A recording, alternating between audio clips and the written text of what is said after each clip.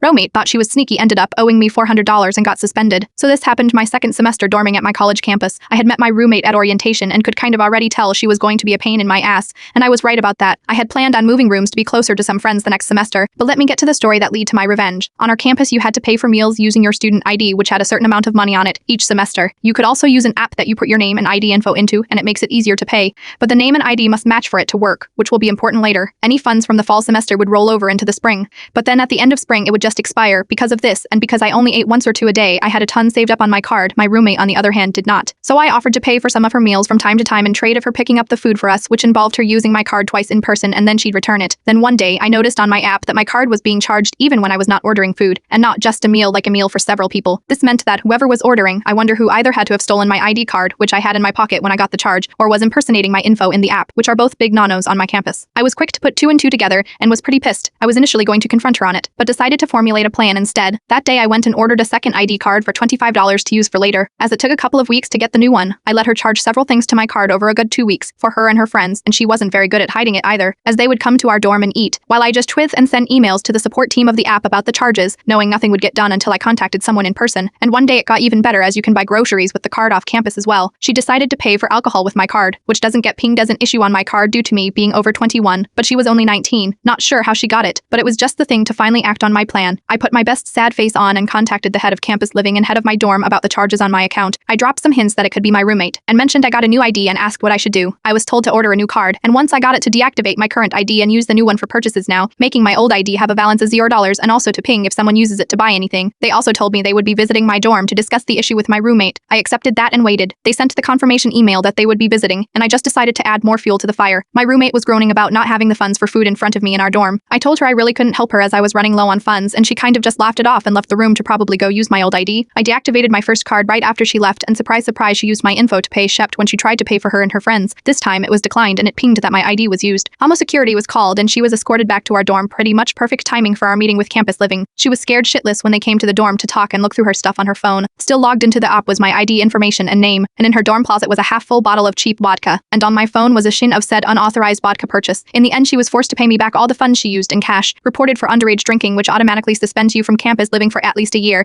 and would have on her record that she performed tonity theft, which I also could have charged her for out of school.